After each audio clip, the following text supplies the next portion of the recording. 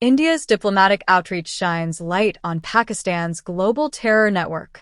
Written by Rathi Agnihotri. India's all-party delegation is challenging Western silence on Pakistan's terror links, exposing global double standards, and asserting a bold new doctrine of precise, ethical warfare rooted in Dharma and international consensus building.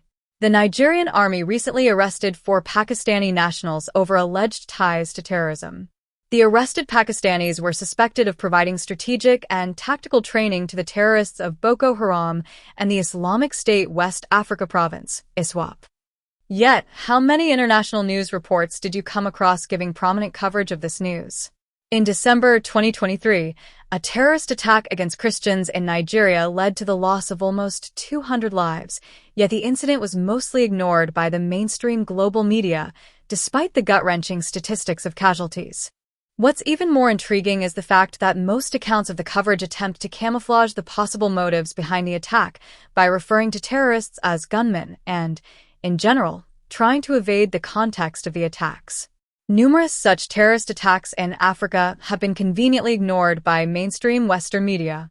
While the global left-liberal ecosystem highlights terrorism in the Western world, it often turns a blind eye to violence in regions like West Africa and South Asia. It reflects the left-liberal reluctance to address radical Islamic extremism in Africa, even as it whitewashes Hamas's brutality by presenting a heavily biased view of the Israel-Gaza conflict. It is against this backdrop of the global malaise of terrorism that India's proactive global outreach against terrorism in the aftermath of Operation Sindoor becomes very significant. In a one-of-its-kind initiative, the Indian government recently sent 7 all-party delegations of members of parliament to countries across the world. The delegation, comprising 51 senior political leaders across party lines, visited 32 countries, and the European Union, EU, headquarters were in Brussels. This outreach campaign represents a strategic shift in not just India's response to cross-border terrorism emanating from Pakistan, but also serves the larger purpose of restructuring global narratives on radical Islamic extremism and terrorism. In the following sections, we explain how India's distinctive global approach to counterterrorism makes it a key player in the fight against terror. This approach moves the conversation beyond the narrow Western perspective and encourages a more balanced and inclusive dialogue that also reflects the national security concerns and citizen safety priorities of the global South. India's fight against terrorism goes global. India's all-party delegations leveraged the expertise of seasoned political leaders, such as Shashi Tharoor, who has extensive experience in international diplomacy, including prominent positions at the UN, to communicate its decisive stand against the menace of terrorism. The participation of an all-party Indian delegation sent a clear message to the global community about India's internal unity and consistent national stance when it comes to condemning terrorism. In a gesture rich with symbolism, the delegation led by Congress leader Shashi Tharoor visited the 9/11 Memorial in New York, reinforcing the call for global unity and shared resolve in the fight against terrorism. This part of the visit sent a clear message to the West that it can no longer afford to be selective in its condemnation of terrorism. The multi-party delegations also leveraged the power of the Indian diaspora to draw a consensus on the fight against global terrorism. It exposed not only the links of the Pakistani state with the Pahalgam terror attacks, but also reminded the world of its complicity in the planning and orchestration of terror attacks the world over.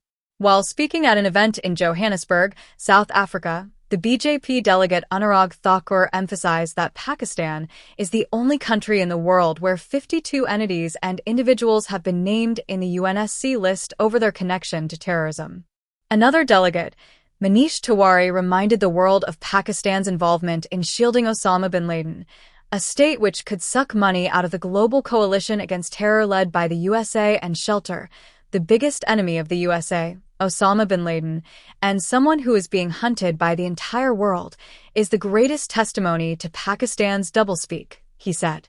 Former Indian ambassador to the US, Taranjit Singh Sandhu, speaking for the all-party delegation, emphasized that India is fighting the battle against terrorism on behalf of the world, especially the US, since the terrorists and terrorist organizations posing a threat to India's unity and integrity are the ones in conflict with the US as well.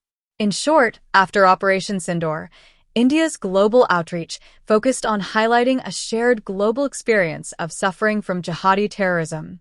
By stressing that terrorism is a widespread global issue, Indian delegations questioned the narrow Western view.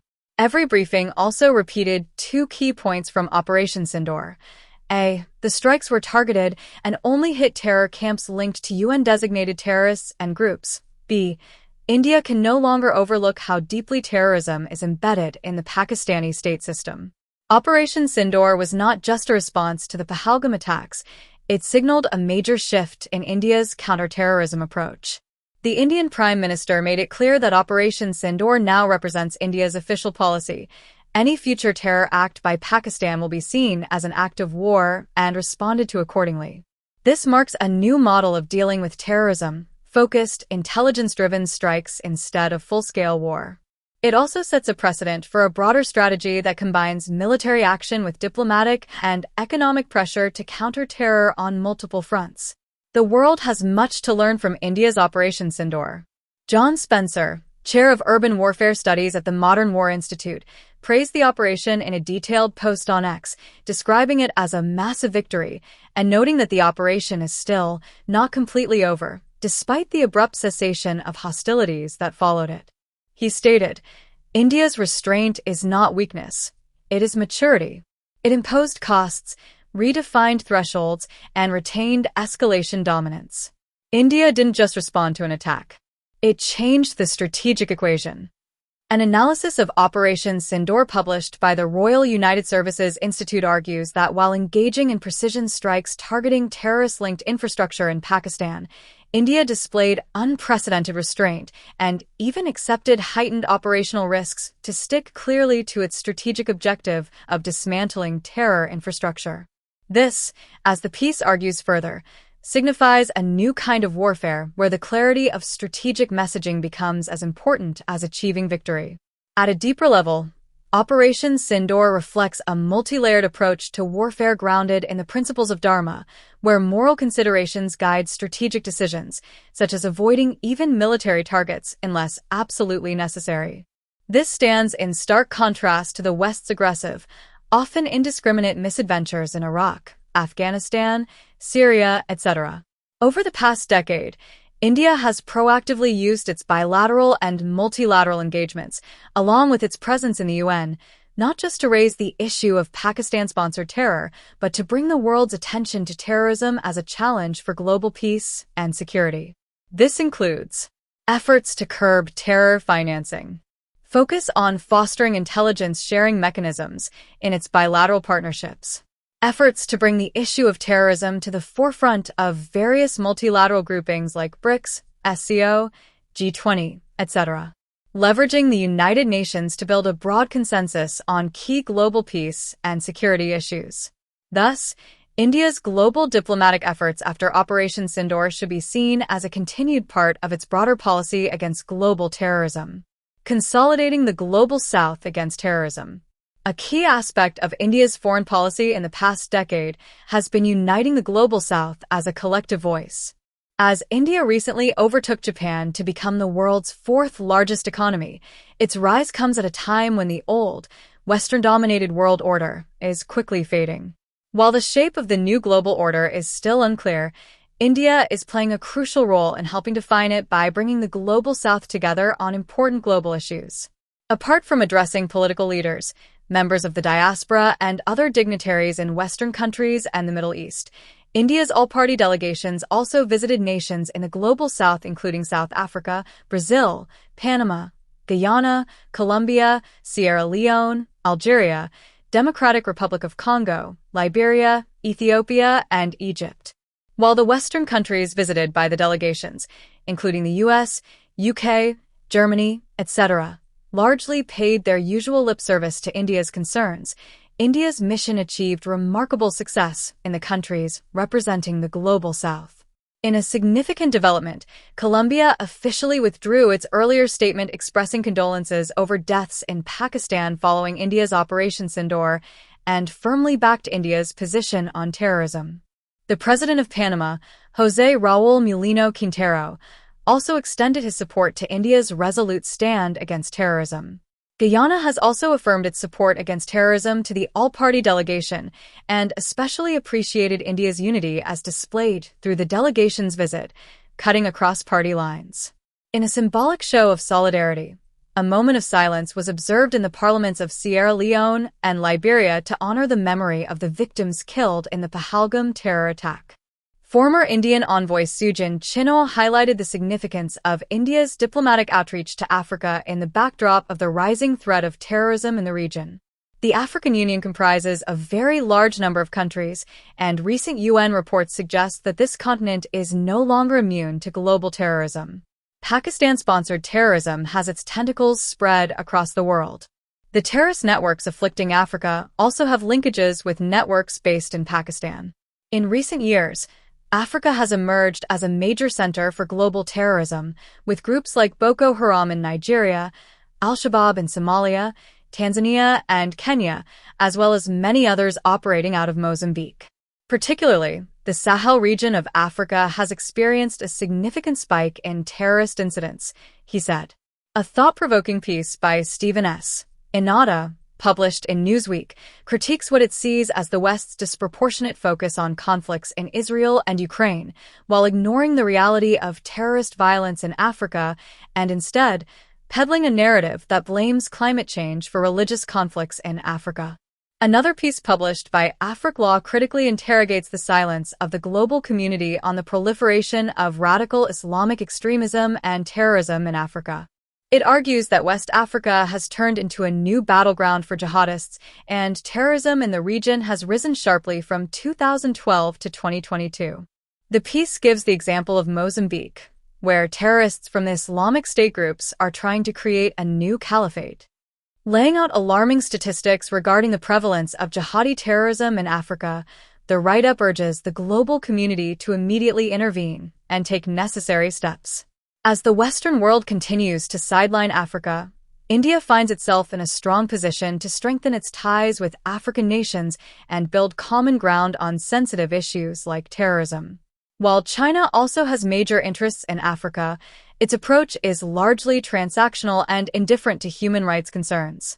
In contrast, India is well-placed to deepen its bilateral relationships across the continent and build broader regional partnerships, alliances that can be effectively used at global platforms like the UN to advance the fight against global terrorism. West's doublespeak on Pak terrorism. In geopolitics and international diplomacy, moral posturing can often be a matter of strategic convenience.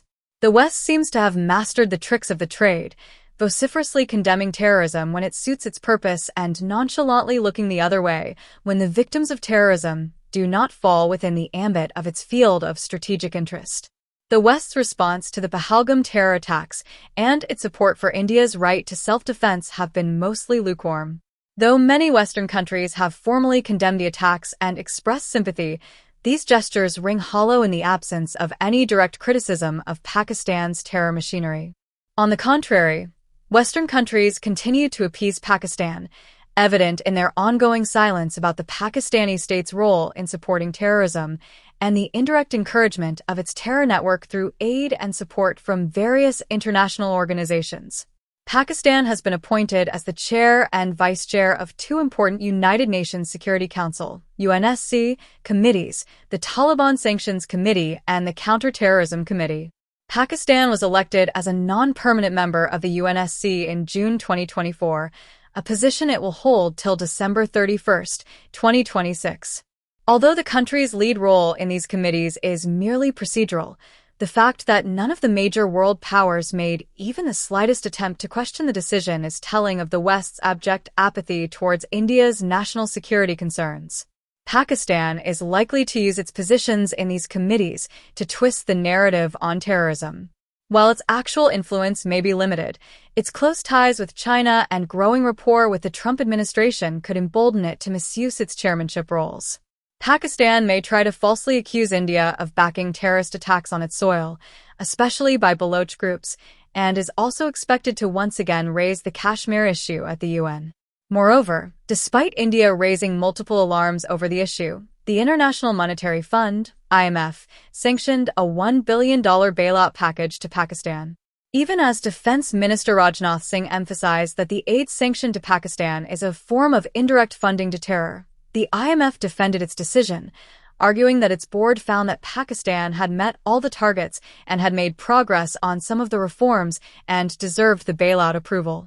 Furthermore, a section of the mainstream Western media has acted as the de facto mouthpiece of the Pakistani establishment by continuously peddling Pakistani propaganda on Operation Sindoor. The Washington Post recently published a smear article accusing mainstream Indian media of spreading falsehoods and fake news during its coverage of Operation Sindoor, without offering any concrete evidence or credible sources to back its claims, relying instead on vague assertions and unsupported allegations. Viciously targeting India's electronic media, it further laments, some of India's largest channels now routinely echo government talking points, analysts say, out of ideological alignment with the ruling Bharatiya Janata Party or as a result of pressure from the state, which has prosecuted journalists under terrorism, sedition, and defamation laws, and has used regulatory threats and tax probes to silence critical voices. Amid ongoing anti-India propaganda after Operation Sindoor, India's global diplomatic push holds key importance. The all-party delegation visits have helped reset the narrative, and even after their conclusion, India continues using bilateral and multilateral platforms to highlight the threat of global terrorism. Wrapping up, India has faced Pakistan-sponsored terrorism since its independence, but for years, it avoided directly confronting Pakistan or exposing its terror links on the global stage. Operation Sindoor marks a clear shift, establishing a new normal in India's response to terrorism. By positioning itself both as a victim and a strategic leader in counterterrorism, India now holds stronger ground to unite the world in the fight against global terror.